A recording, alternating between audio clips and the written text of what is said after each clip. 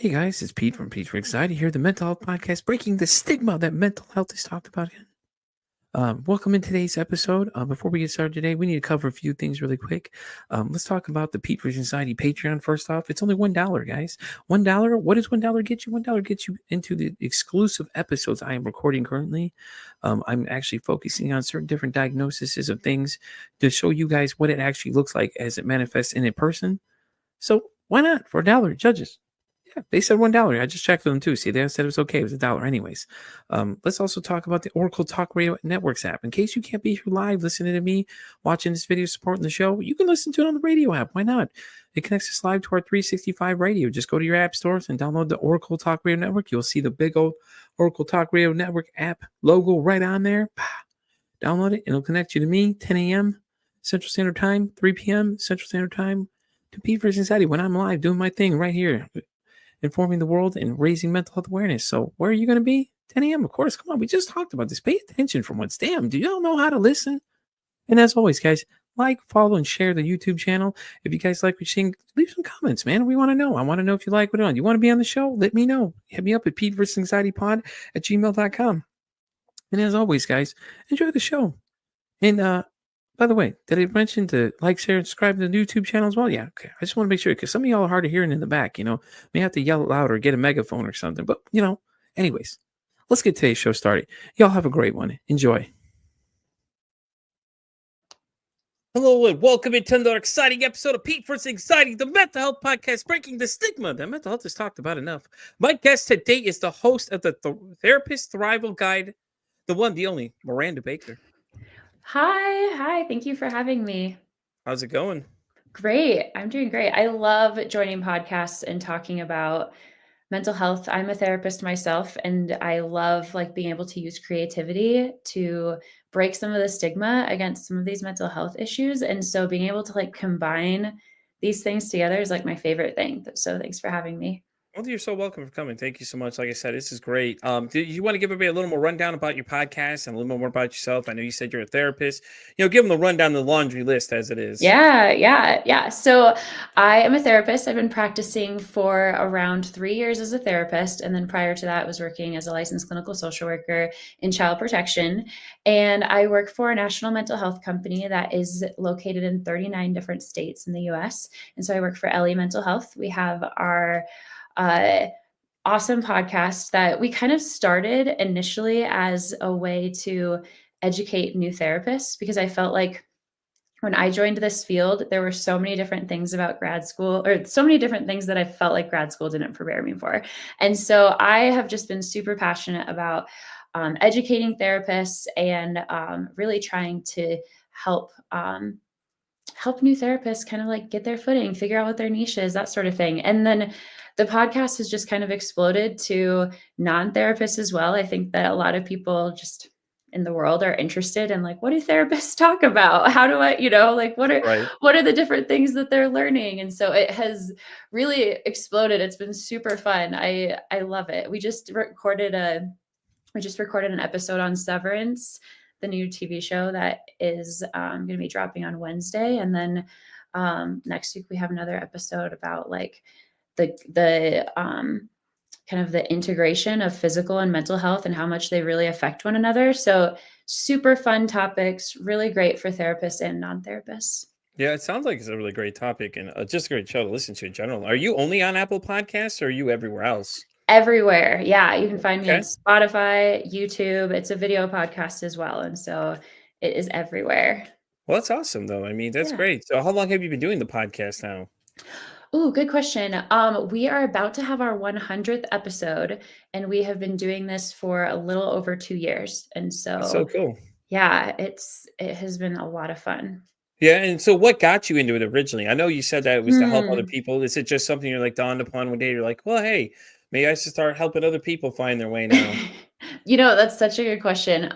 Prior to coming to LA Mental Health, I was working part-time. I was doing kind of my own creative pursuits. I had my own blog, I had my own podcast, all these different things, because I just naturally am someone who I need to be doing some creative stuff on top of like whatever, job I have. And I was super lucky to get connected with Ellie, and one of like their main core values is creativity. And so I was like seeing therapist, or I was seeing clients as a therapist in person, and my office was just like kitty corner from the CEO and like the main leadership team. And so I ended up chatting with them, and I don't know, at some point they were like asking me about my podcast, and they were like, you should just be doing this here. And I was like, I would love to be able to do this as a That's what I'm job. saying. I know. And so, yeah, it started out just like, 5 hours a week. I was doing some social media stuff for them. And then it kind of evolved into, I lead our creative team within the marketing department. And so I get to do cool things like this. I get to make worksheets and like workbooks for clients. I get to write blog posts. I mean, it's just like super fun job. Yeah, it sounds like an exciting time there. I mean, that'd be great. That's what I want to do eventually, is just be a podcaster, just and kind of do whatever Yeah. I got to do. But it's this idea took off. Like I've been doing this since like August, and are Hmm. you like I remember when you booked, it's taken off since then. Like it's just That's so shot off. fun. I love It that. was I it was love it. crazy. So Well, it's been a ride though. when you have something important to share and you have like a mission, I think people just like really latch onto it, and they also get excited. And so like you are passionate about this topic, and so it's not a surprise that people have like jumped into and like latched onto that passion. Yeah, it's a shocker too. I get people on here and say, "Oh, I've been listening to your show." I'm like, "Oh I God, love it. I love that. No, that's great. okay, well, because a lot of people I tell them, like, I was learning some things as I go, and they were like, "Hey, you can have people listen to at least 1 or 2 episodes so they have an idea Hmm. what they're getting into." And I'm just like, "Yeah, that might work, that might not work, you know." I mean, it's I like it. I enjoy it. I meet new people. People say like the fact that I'm conversational versus just like straightforward, just pounding questions. It's like, yeah, I agree, man. If you can have a conversation with somebody, the conversation goes more fluid than versus you 100%. just drilling questions. I'm not Don King over here asking 20,000. You know what I mean? I'm not. Right, I wouldn't. right.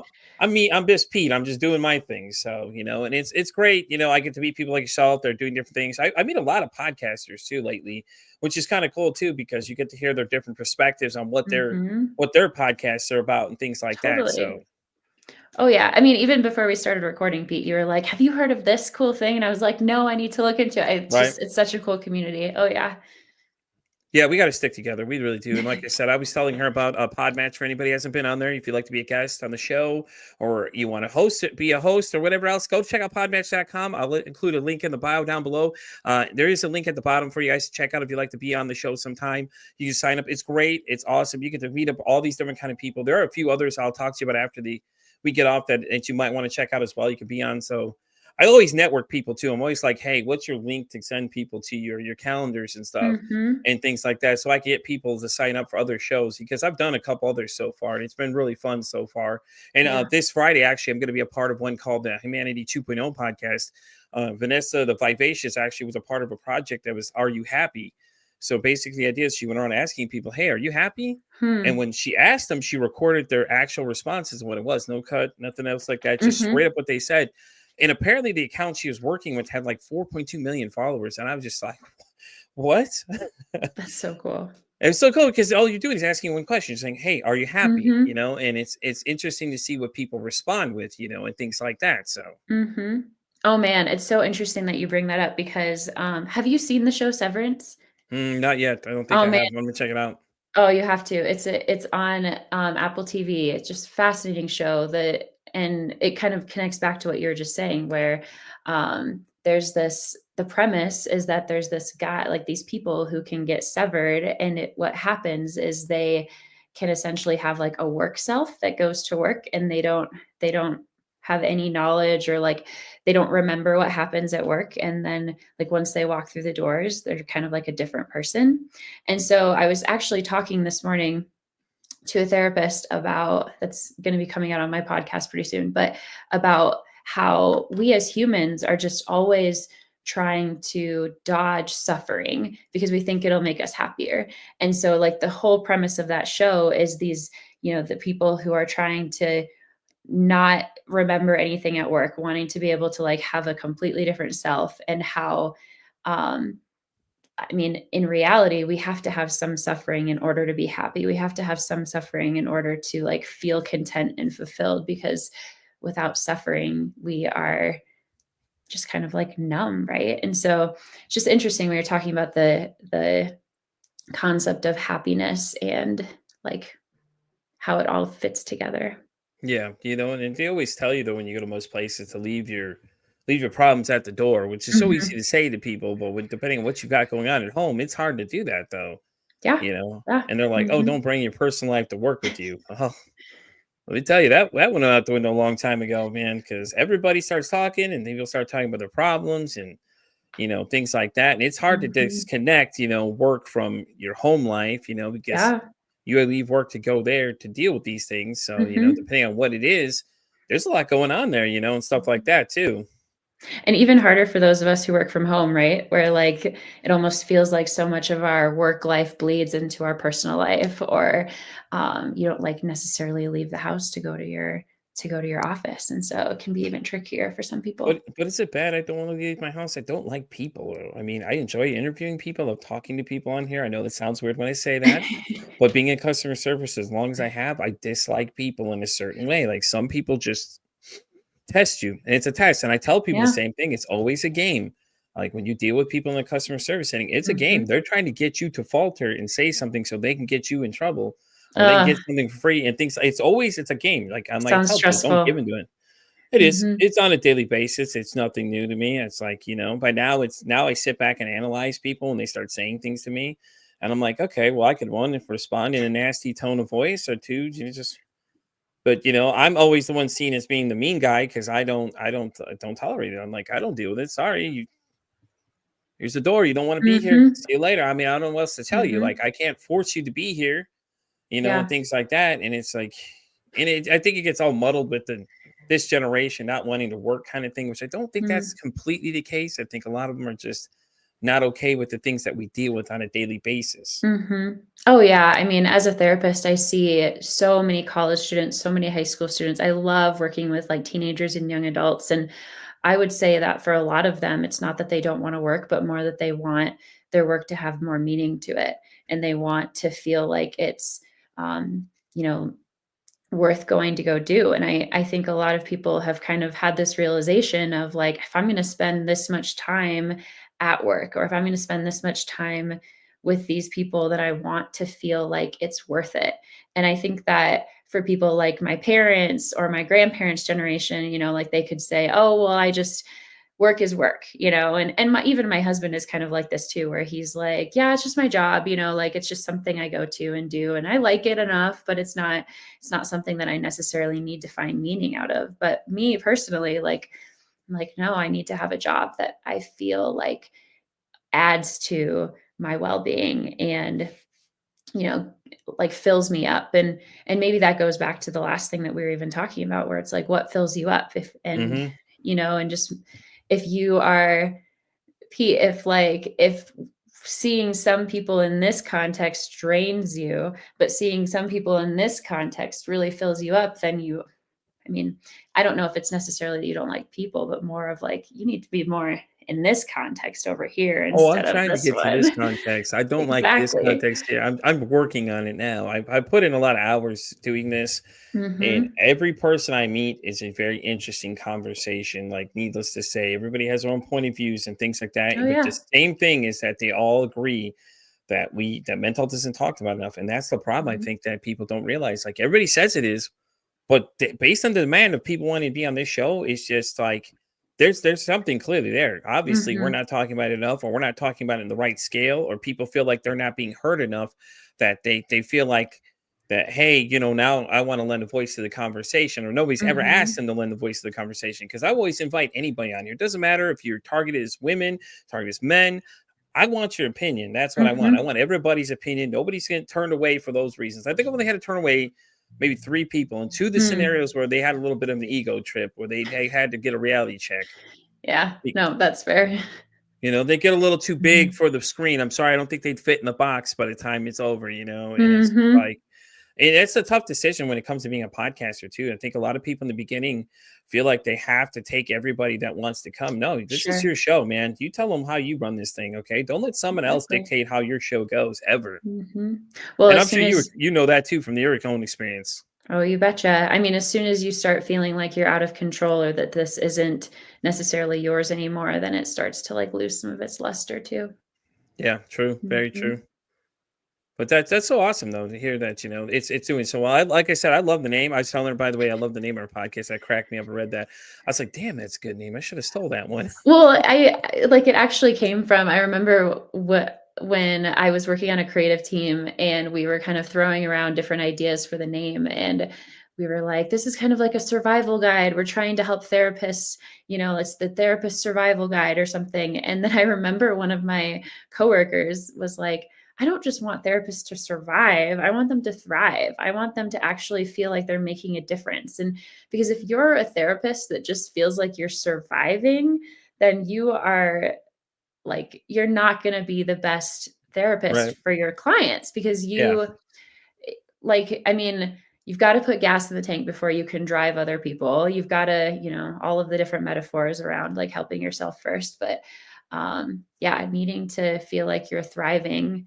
Otherwise, if you're feeling I think one of the fastest ways for a therapist to burn out, and honestly, for a lot of people to burn out in their jobs, is to feel as if they're feeling ineffective or feeling like they're barely surviving. And so yeah, that's the main purpose and the mission. That's me right here. I feel like I'm barely surviving some days. It's like when Hmm. you come in, it's just they keep piling things on. And it's like, oh, here you go. And not to Yep. mention the fact we have people just kind of walking in and out like a revolving door. And then it's like, Mm, it's just hard. The workplace is just so tough to be in these days, man, especially with all that and top of everything yeah. else. And then you constantly spend your time training these people and then they just leave for no reason. Or they Hmm. come in one day and they don't show up the next day. And it's just like, Uh, y'all are killing me here. And then mhm. everybody's complaining because, oh, well, you guys are on open for these hours. Da, da, da. You want to come to work here? Come on, sign up. Go ahead. I Yep. don't know what to tell Yep. you. I Hmm. know as bad as that sounds. Just sign up, guys. I don't know what to tell you. I mean, I can't control what goes on here. I can only do Pete. I Hmm. can't do everybody else's job for him. There's days I just ready. I'm just ready to leave. I Hmm. can't handle it. And I need to take I usually take a vacation every week and every year I take a week Yeah. off because I'm so burnt out by the time I get to the end of it. But, Hmm. at the same time, it's a war zone out there, man, when it comes to just hiring Hmm. people and things like that. The job market is just Yeah. it's rough. It's rough, Hmm. man. I probably feel like the Yeah. dating scene is rough too. I was actually just talking to some of my colleagues last week because April is stress awareness month, and so as a mental health clinic, we are kind of talking about like how do we want to be providing some psychoeducation? How do we want to be talking about stress? And a lot of what my role is too is to try to like think of ways that we can be supporting our therapists at our clinic and trying to help them feel like they're not getting burnt out. And so I was writing this blog post recently about how how we can be dealing with stress and anxiety and trying to combat some of those feelings of burnout. And I kind of had this realization of like, this has looked so vastly different over the last few years because I would say that like 5 years ago, I Mhm. was working constantly. I was, and it wasn't that I was getting burnt out, but I was almost like I was working so much so that I could be taking lots of vacation. It was like I was working like just looking ahead to my PTO and being like, okay, I'm work hard, play hard. It's like the stuff that I would say to Yeah. people, and I think that I became a parent 3 years ago, and I had this so when I was writing this blog post, I had this realization that like that's not what my life is anymore. Like I don't work super long hours to make as much money as possible to take these extravagant vacations because what self-care looks like to me now is actually like being done with work at 4 or being able to pick my kids up from school or being able to like have flexibility with my job or like being able to take a walk in the middle of the day or, it's just like self-care just looks so different since I've made that shift. Yeah. And honestly, I think that it's been better for my mental health too. I mean, let me just say, like, being a parent, not always great for your mental Oh health. no. It can be so hard. But I would say that, like, even just recognizing how um, self-care looks different for me as an individual, it looks different for my husband, it looks different for my sister. Like, Yeah. everybody has ways that they cope with really hard work experiences or burnout. And I think that being able to think about, like, what does self-care look like for me in this season of life, or even just like, what do I like the most? Maybe I was talking to a client the other day that was like, self-care is binging Netflix on a Saturday morning for me. And I was like, yeah, I don't think that's a bad thing. Everything in No. moderation, right? Like, I think we have to I uh think it's great you're talking about self-care though for everybody mhm, that's listening. I mean, it's not no people don't put self-care top notch on their list. And my guest last week at 10 a.m. when we were discussing it, something she brought up. She said, prioritize your self-care over everything else.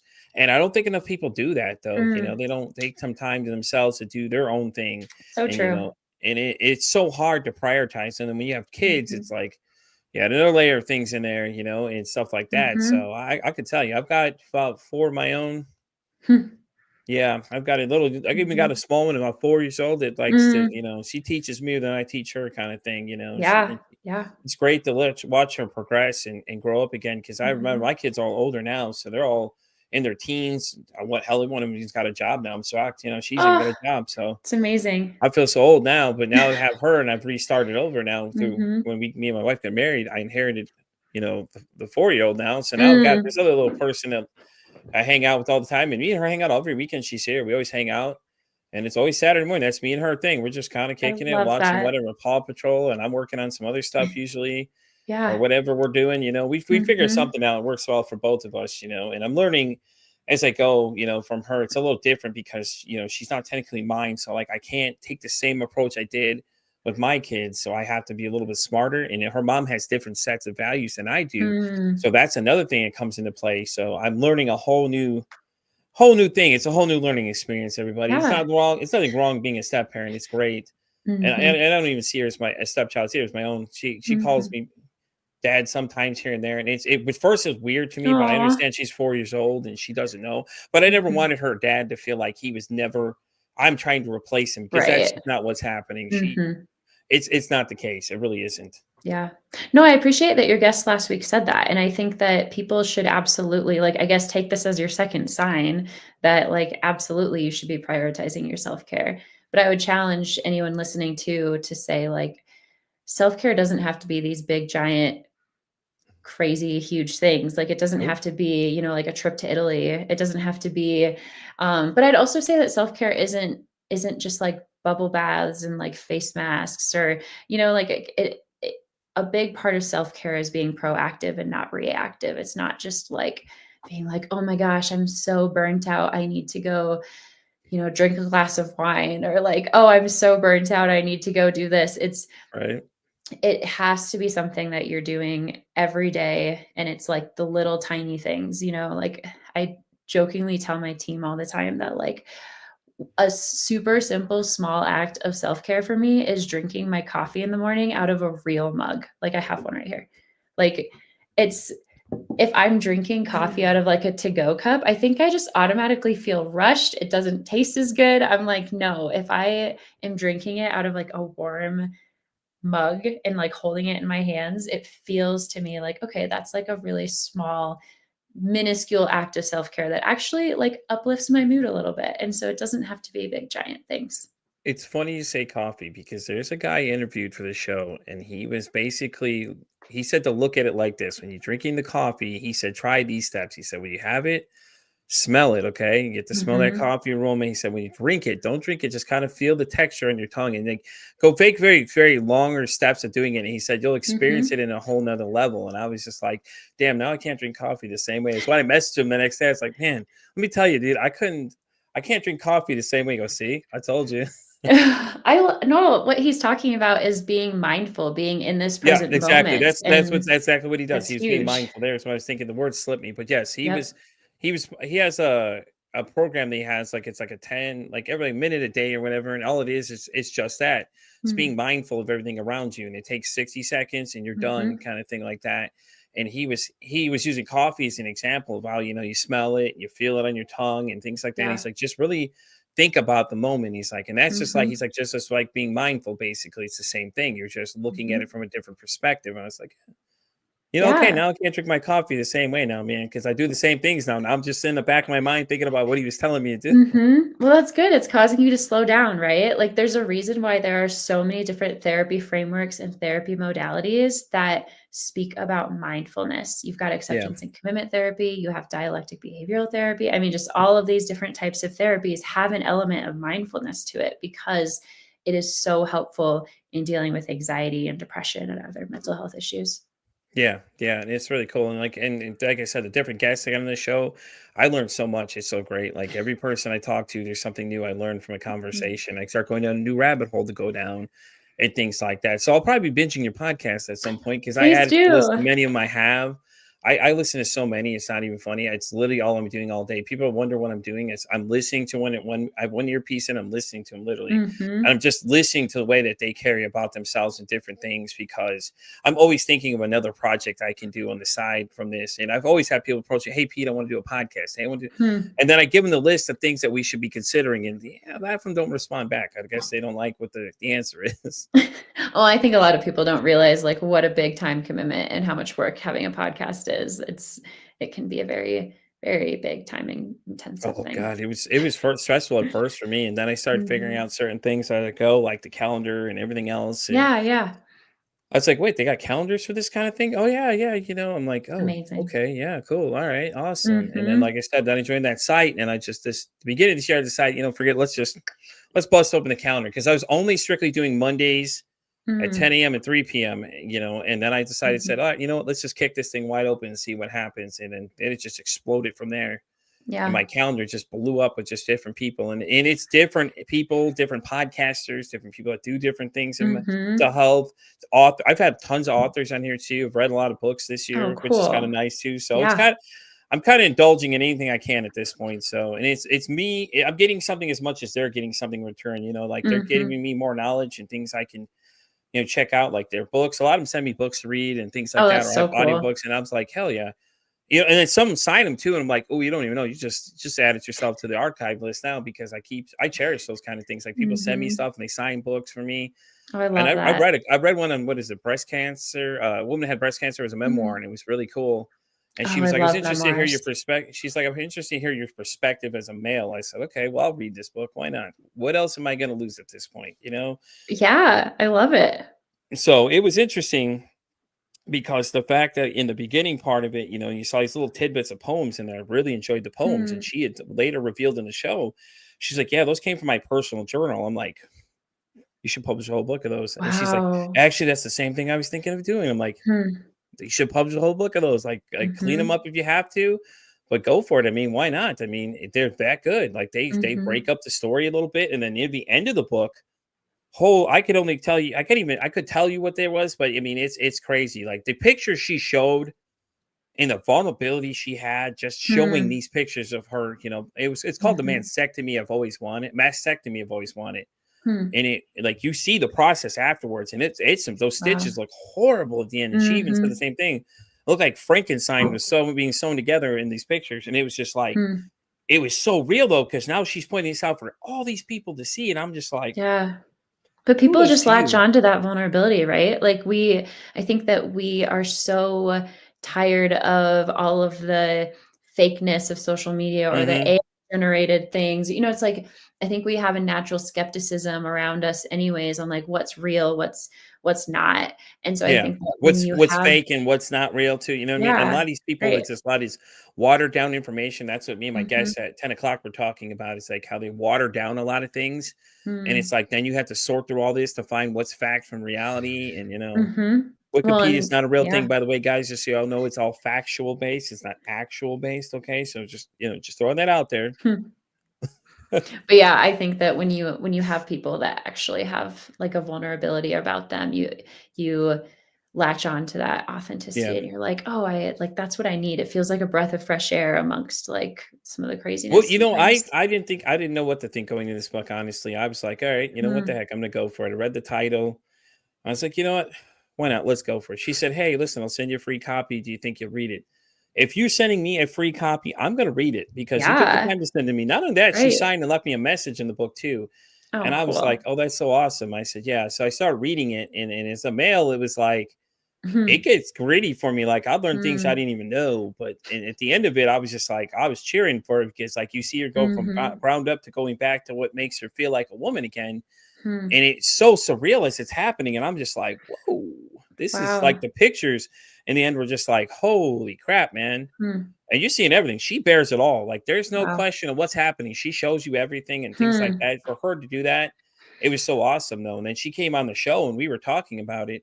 And she said that she's had males reach out to her before that read the book. And it gives a great insight to anybody that has had cancer or deals with anybody that's Yeah.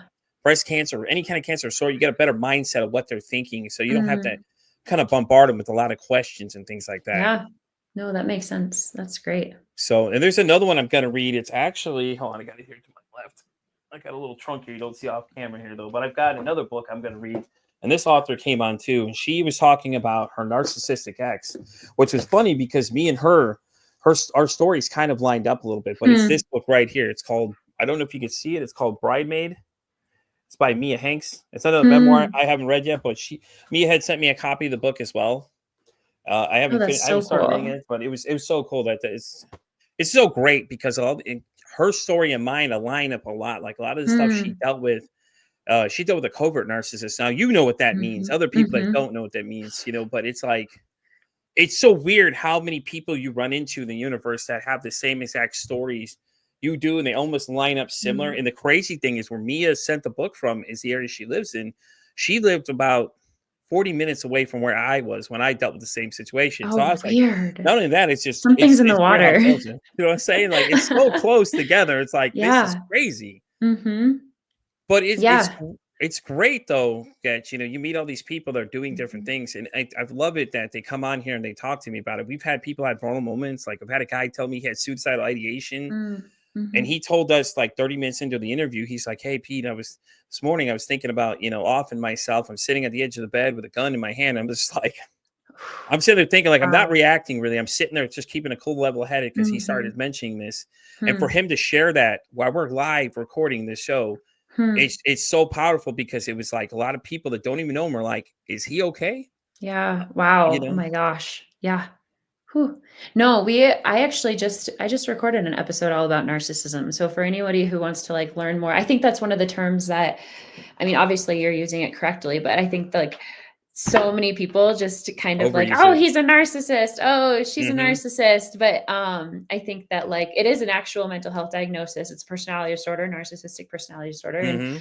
Um, and so we just did an episode on that because it is one of those things that it's like so many people have experienced narcissistic exes, especially when you are like co-parenting together and then it Mhm. feels like you're like, oh my gosh, am I going crazy?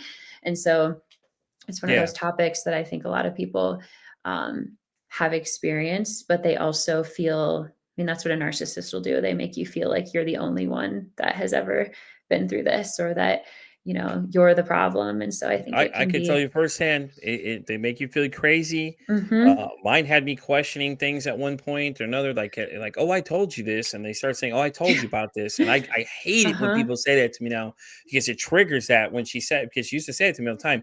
Oh, I told you about this person a long time ago. I'm like, mm-hmm, no, I remember a lot of people. I don't remember meeting any of these people. mm-hmm, And then she would gaslight you too, and then trying to like make you think you're the one that's going crazy. At that point, I'm like, mm-hmm, yeah, I don't think so. No, no. mm-hmm. It's funny you say narcissist because we were talking about this morning too. We're talking about how it's so watered down because everybody just likes to throw it out there. Yeah. Nobody knows the Mm-hmm, clear definition. I'm like, y'all need to learn what that definition means. Like, learn mm-hmm, what that really means before you start mm-hmm, giving people that label because they may not be. And you may just think, okay, well, I heard it on social mm-hmm. media, so now I know everything. It's not how it works, guys. It really Yeah. doesn't. Yeah. I was just talking with our marketing team this morning about how um, so many teenagers, and I mean, just like people in general, are getting their mental health advice from TikTok or God. like, they're like learning Well, about how there to are deal some with some of great this people on stuff. TikTok that There they're are. doctors and things Yes. like that. I could Yep. suggest to y'all if you'd like to know, Mm-hmm. but God, for the love of God, please choose your information correctly, who you're getting it from. Mm-hmm. not some Joe, whatever, whatever. I'm like, Mhm. I can list about 100 different people that are therapists that are on the TikTok that you could Mhm. talk that give you some kind of idea what what's going on here, guys. Yep. Like, literally, stop. Yep. Yeah, I mean, but that I think that like this overuse of therapy terms really does come from a place of like, um, throwing around terms on social media or TikTok, or it's like I call it the TikTokization of like so many therapy Yes, terms, or yes. where I think like, yes, it's such a tricky thing because as a therapist, yes, we should be like, I wholeheartedly feel like we should be talking about these things more. It can normalize situations. I think that if you are someone who is not a therapist and you're talking about this stuff on TikTok or social media, I think that there's a place for that. Like sharing your experience is great. Hmm. Like it helps people feel like you're, normal, like you're not You come alone on and this show and all of share these experience things. anytime, guys. Listen, that's a plug Exactly. right there. Well, I think that's super important, and, like, there needs to be spaces for that, but I think Yeah. that we've all also seen, like, people who pretend to be therapists that are just, Hmm. like, I don't know, they're just saying all sorts of stuff and willy-nilly, You could but just imagine Miranda swiping through. God damn it! There's another one of these guys. Like, guys, this is not real. it usually happens where I'm swiping and I'm like, "What the hell are they talking about?" I'll be like, "Wait, what?" And I don't know, it usually has to I do could with, I like, could just imagine you in the comment overusing section. You terms. start asking questions that they should know the answer for. Let me Yeah. test this person now and just start typing in there. Yeah, yeah. Share your license number, please. No, Yeah, I what's your license number, real quick? I just want to check and mhm, verify you're giving actual mhm. advice out, or if you're gonna give advice and you have no license or anything, please clarify in the beginning of this. Say this is strictly my opinion. I am not a licensed. Yeah, right. Clarify that for people. Say, oh, hey, this is my personal experience. Now you're welcome to Mhm, share experiences. I mhm. get that, but don't speak as if you are, because a lot of people take that as Miranda just said. They'll take and run with that and think Oh, that's yeah. actually real and things like that. So Mhm. she deals with this. So save her the headache, okay? Oh, man, I was in a therapy session one time with, like, a young adult, and she she opened up the session where this was, like, really early on in my Yeah. in my career, and she's like, I want to talk to you about how I was scrolling through TikTok the other day and I saw a video that said, you have borderline personality disorder if you dot, dot, dot. And so she says this and she goes, I think I have borderline personality disorder. And I like approach it with curiosity. What makes you say that? Like what part of this diagnosis do you feel like you connect with? Because the whole time I'm thinking, you do not have borderline personality disorder. You don't. Like I've Yeah, known you trust me. I've well met a few enough. people Like that have it. I know, and I kept thinking, like, she's naming these different things, and I wanted to say, "You don't have borderline, but I think your mom does." But I'm not gonna say that, I don't know her mom, but, like, I've heard enough stories, where she has talked to me about her mom That's enough that awesome. I'm like, "Ugh." But it was so Yeah. funny because then I literally pulled out my DSM, the diagnostic statistical manual, open up to the borderline personality disorder spot, and I just start going down, like, one by one. This is what the criteria is. This is what the criteria is.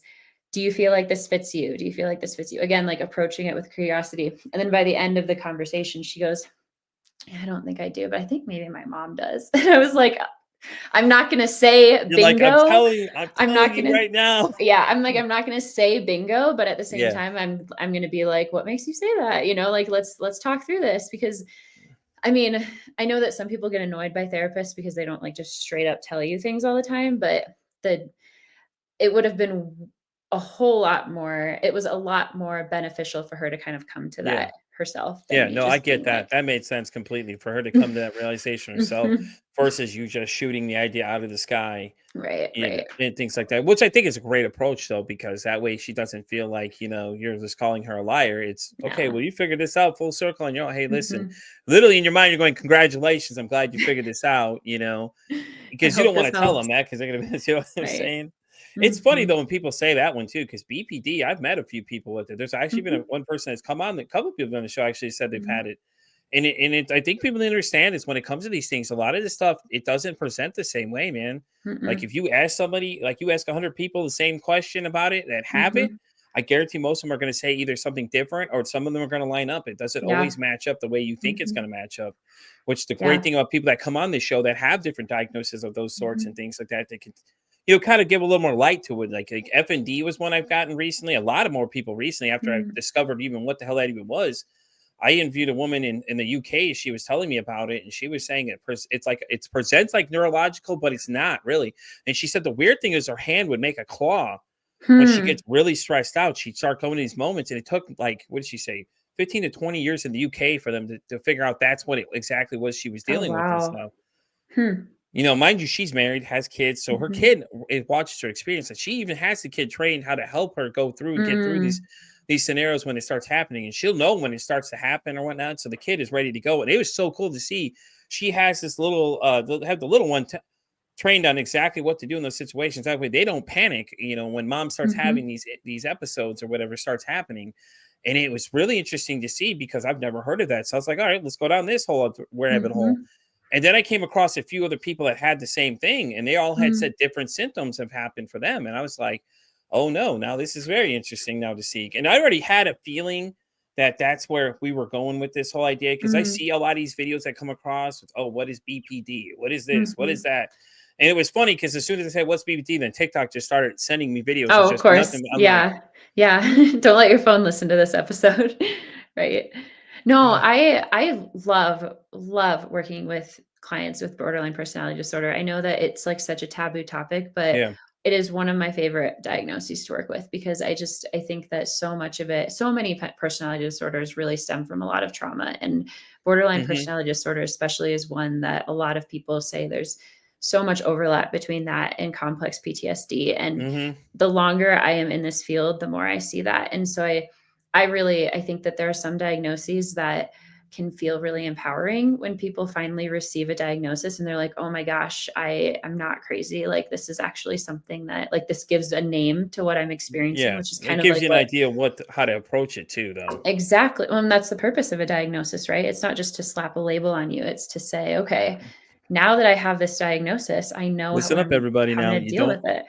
your diagnosis isn't you. It's not a label. It's just something No. you deal with. That way, they can identify how to help you better. Oh, yeah. Oh, yeah. I mean, like, there are some clients where it's like, once I realize what they're struggling with, then it's like, okay, well, now that I know that you have borderline personality disorder, I know that I can approach this with DBT because that's the gold standard. Or now that I know that you have OCD, we're going to do exposure response prevention. Like, there's so much research around what treatments to actually do with certain diagnoses that it's like once you have I mean a diagnosis is just a collection of symptoms, and so it's like once you Hmm. figure out and you kind of can get to the root of some of that, or you can really I don't know, sometimes you reach the point of you're like, okay, it's this diagnosis. Like this feels like I have a lot of clarity now. I know how to attack this. I know how to Yeah. like move forward with this. And so I love DBT. Like there's a lot of um there's a lot of aspects of DBT that is used for I mean borderline, but also can be used for panic attacks, for Yeah. anxiety, for all of these different diagnoses. And so I think that the purpose of a diagnosis is really just a roadmap to know where to go. It's funny. I'm thinking of now. I had a guest on here. Okay, she was an LCS, and she was telling me that her first case she got right when she's doing her clinicals or prior to being done with school. She said she got something with multiple personality disorder, and she's like, "Let me Mm. tell you right now, Pete, this is not the one for people just straight fresh out of school. Like this is just." No, it's not. It was she Mhm. was like, "It was the craziest thing ever," because she's like, "I wasn't ready for this whole thing." And I said, "That's Mm, funny," because I listened to this interview with somebody else that had been on the show. She interviewed a girl whose mom had, what did she say, 21 different personalities, like, mm, I know mhm, that people are thinking the movie Split is kind of similar. No, this is a little bit different. She had to go through and get every single one of them to identify themselves with handwriting samples and things mm, like that to prove that her mom needed help to the state. I mhm, was just like, it's hmm. crazy because she's talking about this whole story and it's going on, and I'm just like, dude, this is so interesting. Like she's Yeah. like 21 different personalities, all different traits even one exhibit. They all had different handwriting samples. I'm just like, huh? Mhm, What? mhm. Oh, And man. Yeah. it's so interesting because she's like, yeah, I interviewed the girl. She was telling me about it. I'm like, wait a minute, 21? how are they all Mhm. fitting in there, man? This is crazy, And I think of that movie Split every time, like he kind of describes as each one taking the chair and, Mm. different person had different personalities and the whole vibe just changed on them Mhm. completely as they did it and stuff like that. Which movies are great, don't get me wrong. I just feel like some of them, yeah, go a little too extreme for people to handle.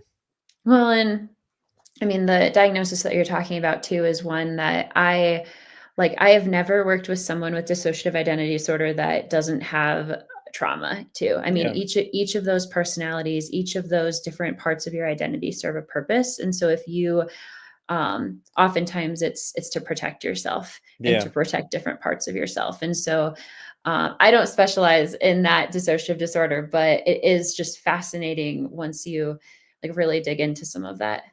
No, it is. Trust me. I did Mhm. a little research myself because I was curious and I went on down Mhm. that rabbit hole because I was like, all right, well, let's go check this out because now I'm interested because I had somebody that reached out that wanted to be on the show that claimed they had it, but Mm. I wasn't really sure how to identify if it was real fact or Mm. fiction kind of thing. And I was like, yeah, I don't want to bring somebody on here to make a mockery of other people Yeah, because that's not the point of definitely. this show. Mhm.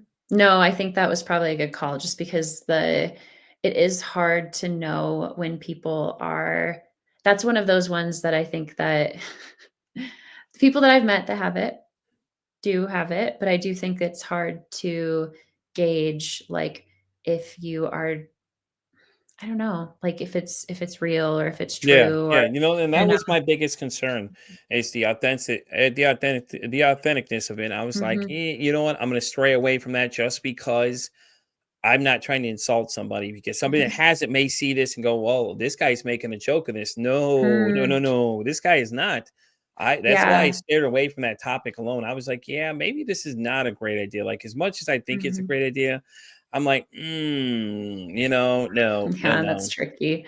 Yeah, that's so hard. Especially with Mhm. that, what I'm saying? Like, I had to make that decision, and that's why I do a lot of people. I'm like, I ask them certain things just to see what they respond, and then if it's certain things Mhm. I'm not really sure about, I stay away from them.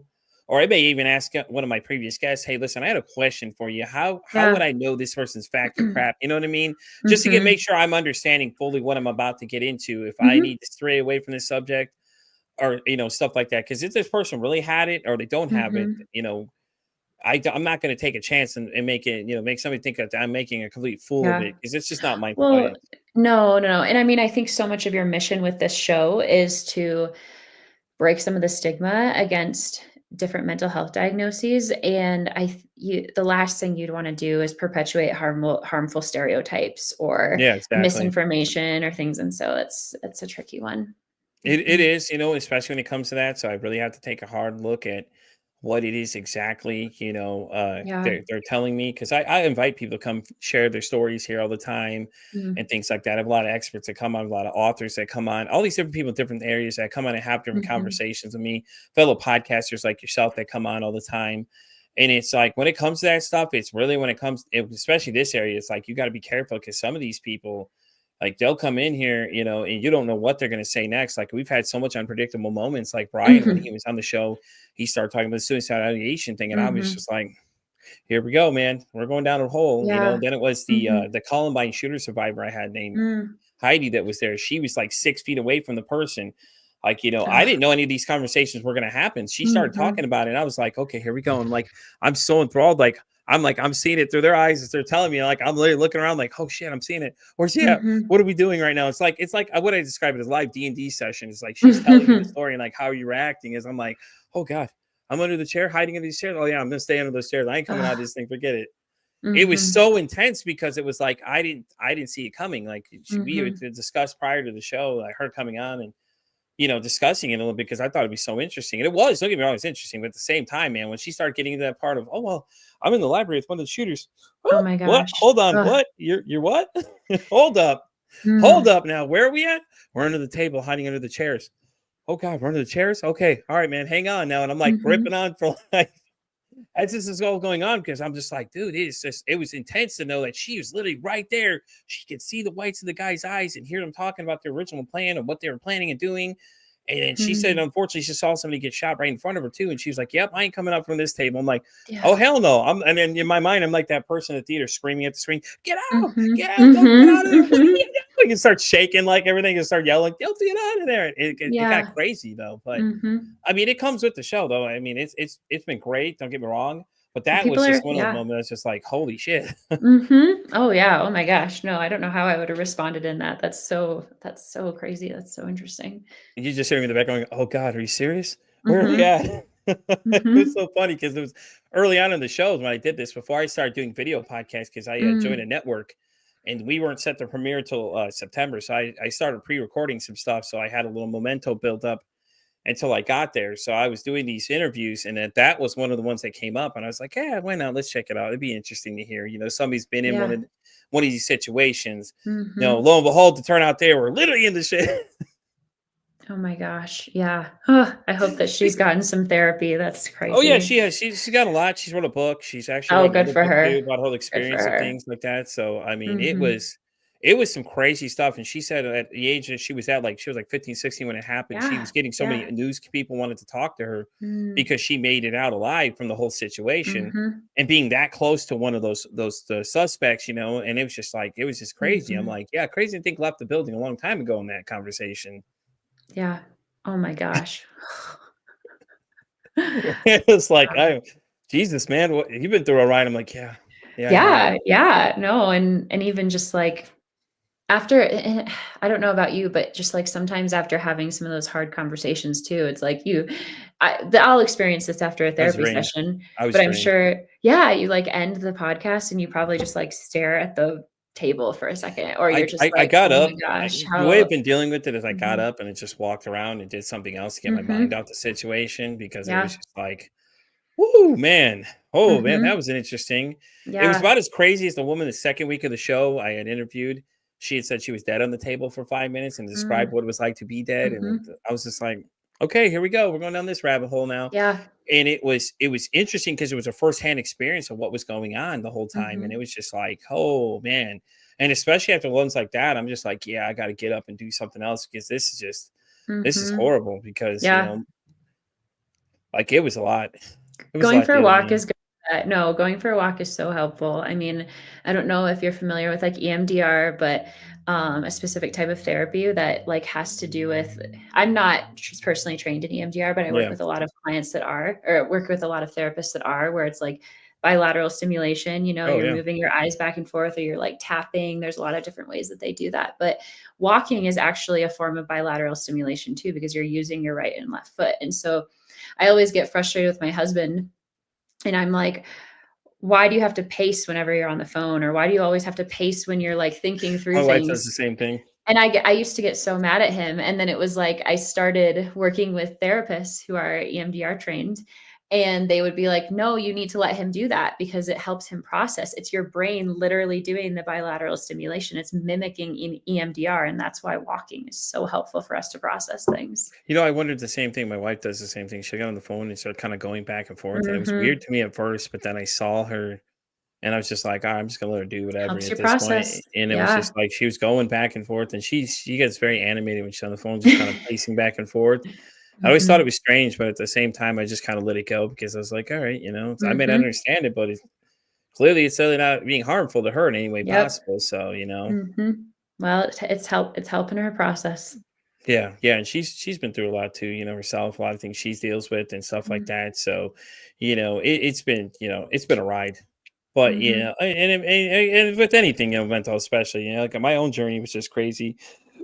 I was abandoned when I was younger too, and I started realizing mm, certain personality traits I picked up along the way. mm.